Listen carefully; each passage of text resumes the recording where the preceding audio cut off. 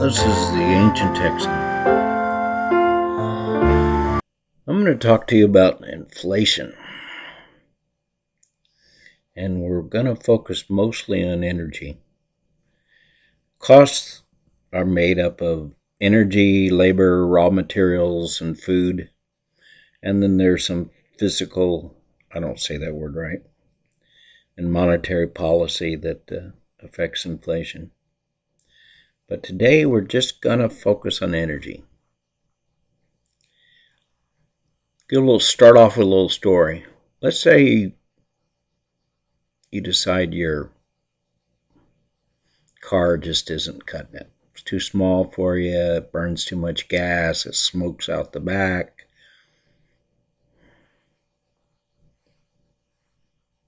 Got new kids in your family, grandkids, whatever. You want a new car. Your family only has one car. So you say, well, got to get rid of this car and get a new car. So you advertise your car. Somebody comes along, thinks it's wonderful, gives you the money you want, and poof, your car's gone. Now you say, I got to go shopping for a car. And it dawns on you that maybe you should get a new car, or at least do the shopping for a new car, before you sell your old car. Because there's a lot of places selling cars. Individuals, if you want to get a good deal, you need to be mobile. Well, that's what we've done with energy. Energy is a fundamental cost. I'm a metallurgical engineer, and pyrometallurgy is one of the things I know about. Energy that you pick for a pyrometallurgical plant, like a smelter or something, is huge. Even a hydro plant, but most chemical plants, refineries, and even things that you think of as service industries, like I'm going to go get hamburger. Well, there's all sorts of cooking going on, and if you looked at their meters spinning around, but there's also everybody driving to that restaurant, and people going through McDonald's drive-through. Just look at the number of cars going through, and they've got, deep fryers on and skillets, and then they got air conditioning counteracting that. It's a big energy consumption. Energy consumption is a big deal. And it's kind of the core that if you don't do the energy right and you're worrying about inflation, you're going to be in trouble. It's just, you got to get energy right. Well, what we've done is we've decided that we need to get off fossil fuels. And we went and sold our fossil fuel car. And now, all of a sudden, the price for our gasoline has gone up. Why? When you made a choice about the Keystone Pipeline, Biden made a choice. What did that do? It kept low-cost energy from coming from Canada. That low-cost energy would have ended up in your gas tank. Lots of poor people would have appreciated you not selling the fossil fuel car before you got an alternative. This big push toward electric cars, how does that help the environment? It doesn't, unless you have a power plant that's producing renewable energy. And you have to make the renewable energy power plant before you get anywhere. Buy an electric car and connecting it up to a coal power plant, it doesn't do anything. In fact, it probably uses more, because now not only are you burning the coal, you're losing half of it in the transporting that energy down the electric lines and into your car. It's a lot better off just to burn it gasoline direct. Same thing with natural gas warming your home. When you instead burn coal, any fossil fuel, in a power plant, transport it down electric lines, and then heat your home, guess what? It puts more pollution in the air, because you have to make double the energy to get it from the power plant to your house.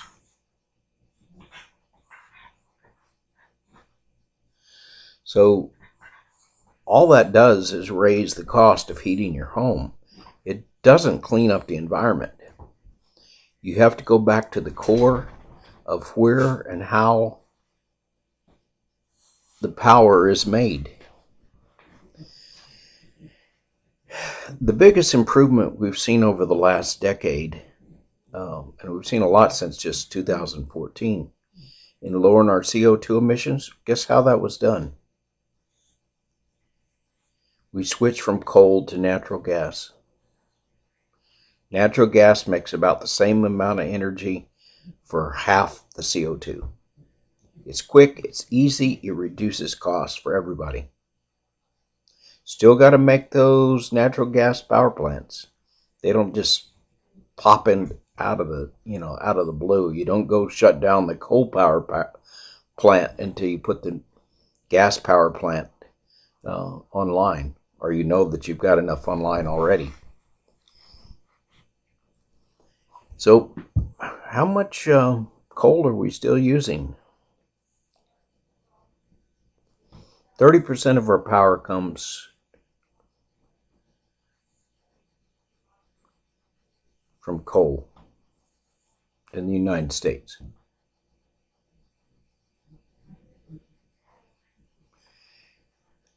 And in the rest of the world, the big countries in the world, China, still building coal plants. India, still building coal plants. Indonesia, about the same size as us, still building coal plants. I haven't checked up on Pakistan. They're the 5th largest country. I suspect they're still building coal plants. Is the world going up or down in CO2? You don't need to know any more than that. The big players are still building coal power plants, and the U.S. is still getting 30% of their power from coal. That's not a good direction.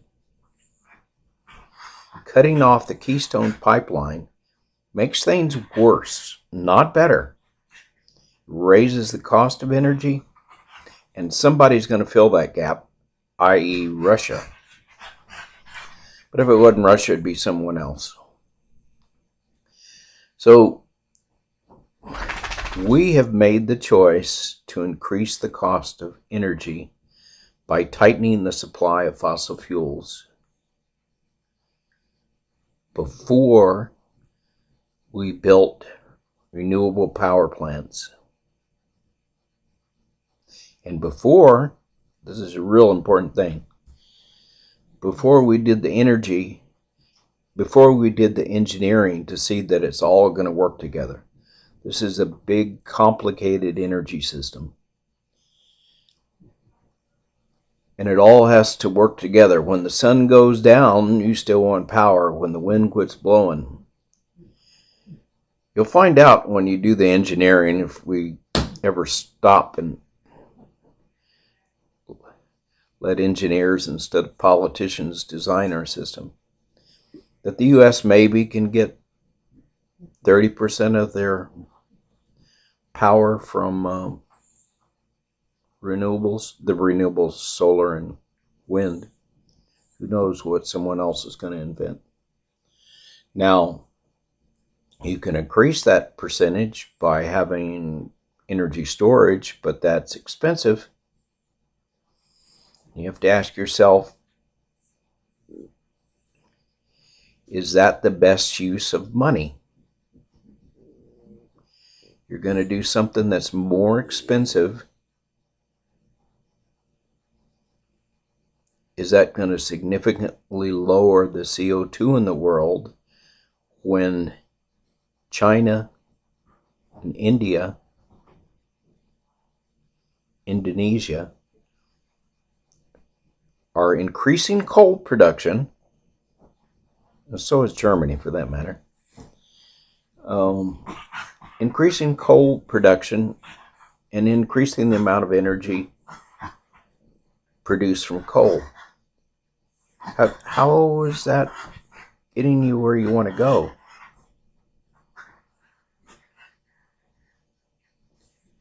We're spending money not where it could do the most good. In fact, if you want to do, open the table up and say, where's the money do the most good? It's not working it toward spending it on going green. It's doing stuff like giving nutrition to kids around the world, vaccinations of diseases for kids around the world. That means there's a lot more kids grow up. There's a genius in every crowd. There's somebody out there that could make a difference, that could be a bright, aspiring engineer or scientist. And if you want to solve the energy problem and the inflation problem caused by energy costs going up, those are the people you need. Now, maybe some artist inspires us and gets us going. That's important too. So, we've got the world continuing to use coal. We're all of a sudden tightening down on our supply of natural gas. We're discouraging people to not heat their homes. What does that do? In the bigger picture of the world that we just described, nothing.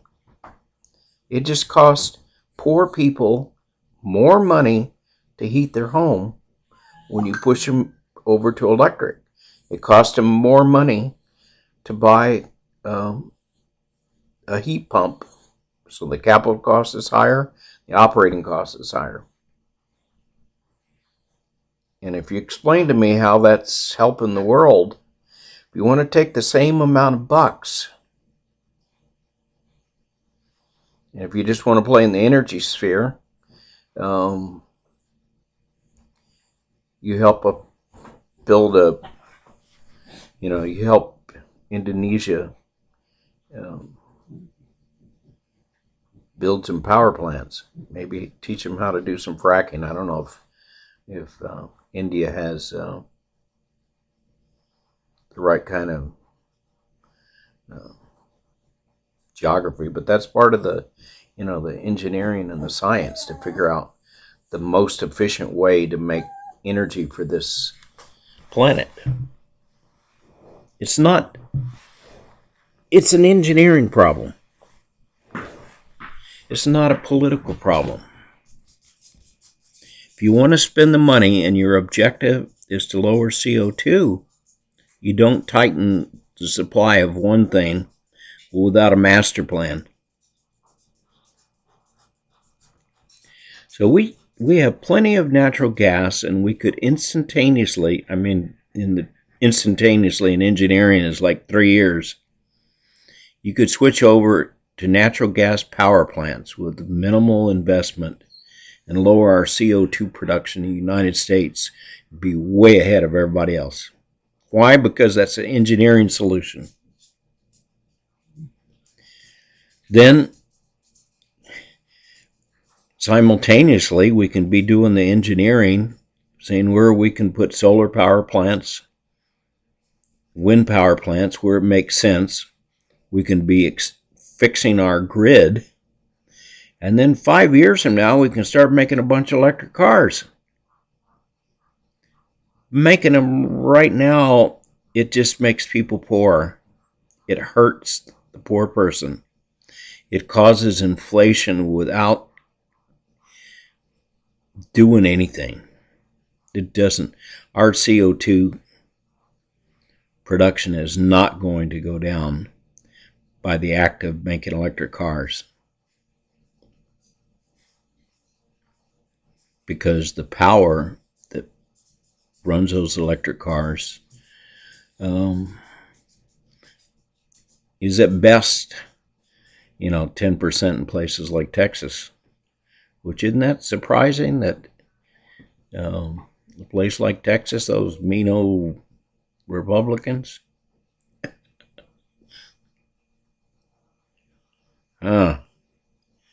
Wonder why that is. Why don't we talk about the success stories of people going to renewable? Even if it happens to be on the other side of the fence we like.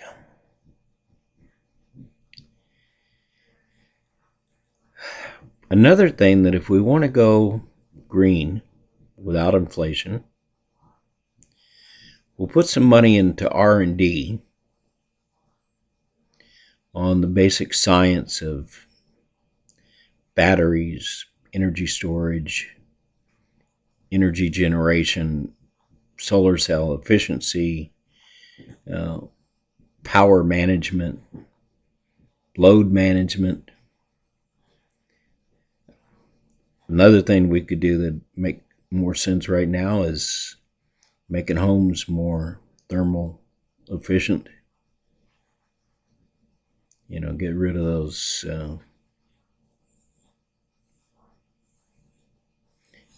leaky windows and poor insulation in the attic, that kind of stuff.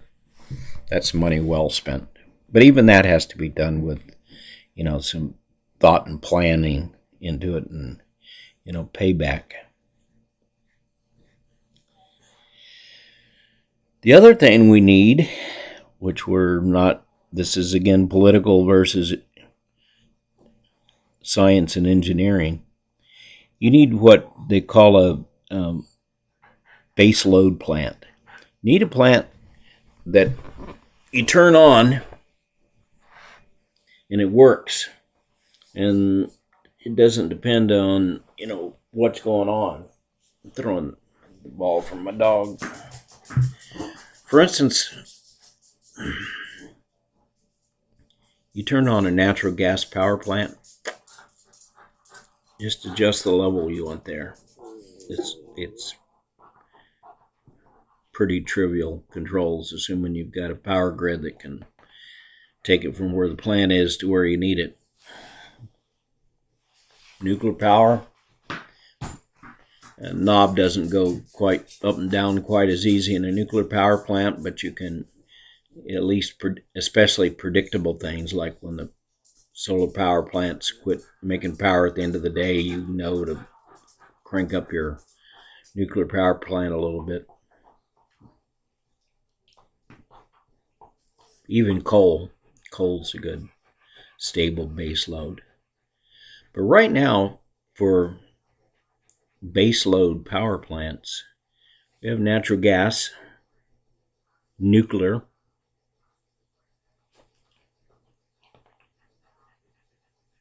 large hydro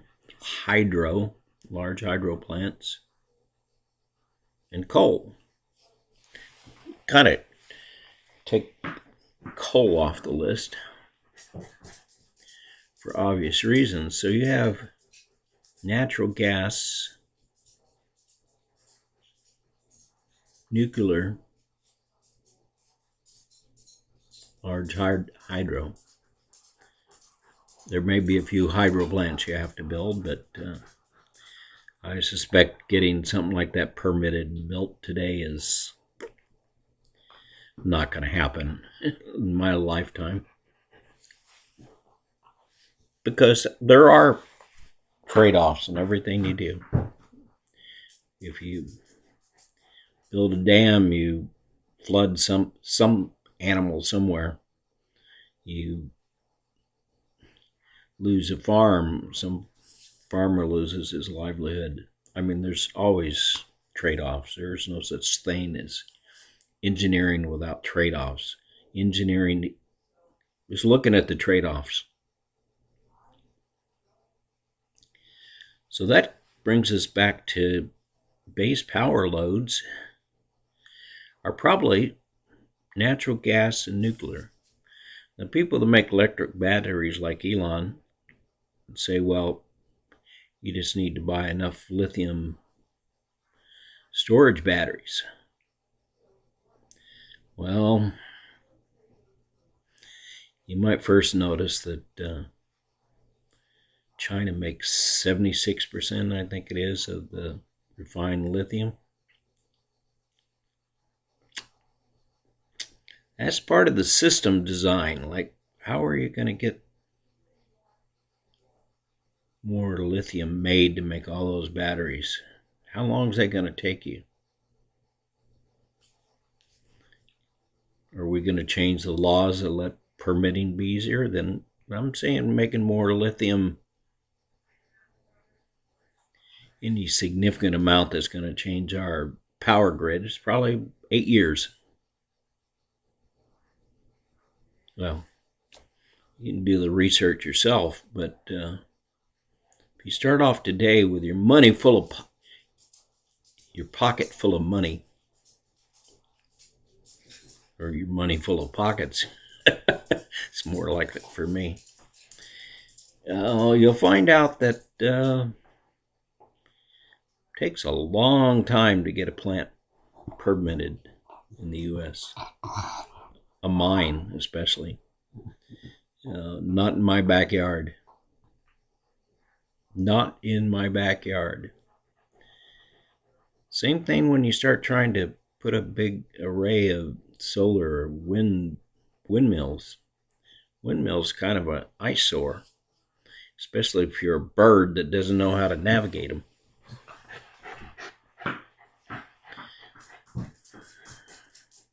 But that's all about having a master plan and the trade-offs. But all we've done is we've tightened the screw on the fossil fuel supply without going and buying or even shopping for a new car first.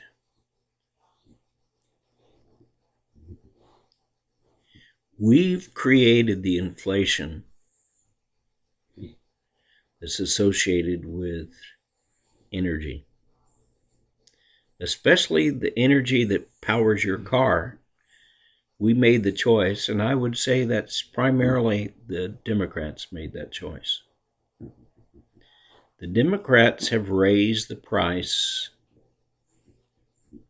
of your gasoline by making choices, and the kind of the easiest one to point at is Keystone Pipelines.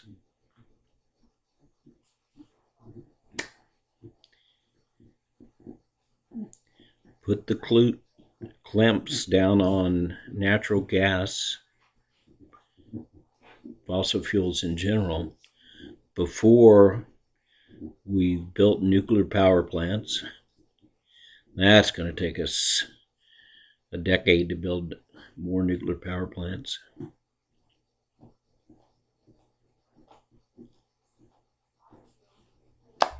So what's the plan here? We want to do stuff, and so we do political engineering that gets us nowhere, except it hurts a lot of people. It causes a lot of pain. It hurts a lot of poor people.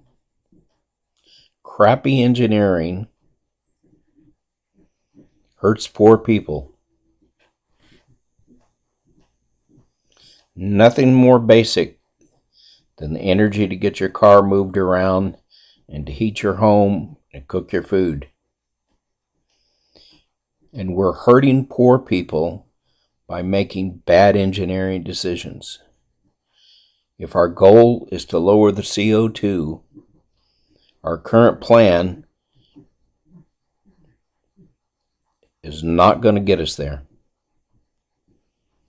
You have to look at the world, the whole system, the whole globe, and say, where is CO2 being made? Where is it the amount that's being made increasing, and where is it decreasing? We're not doing that. We're just doing political armchair, political engineering. And all we're doing is hurting people. But that's just my opinion. Opinion of a pretty good engineer, I think. Too old to pat myself on the back, though. Anyway, this is Ancient Texan, kind of challenging you what you think, where you think you're doing good, and the opinions you hold and the votes you cast is hurting poor people. Our story on lowering CO2 emissions efficiently with the money that we've got just doesn't hold water. We're spending lots of money, and the world CO2 is increasing.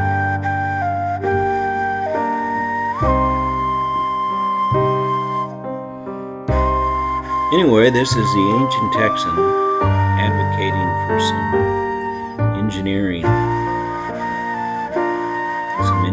studies, some science R&D before we take off and try to save the planet by making electric cars and shutting down fossil fuel. Anyway, I hope you have a good day. This is your Ancient Texan.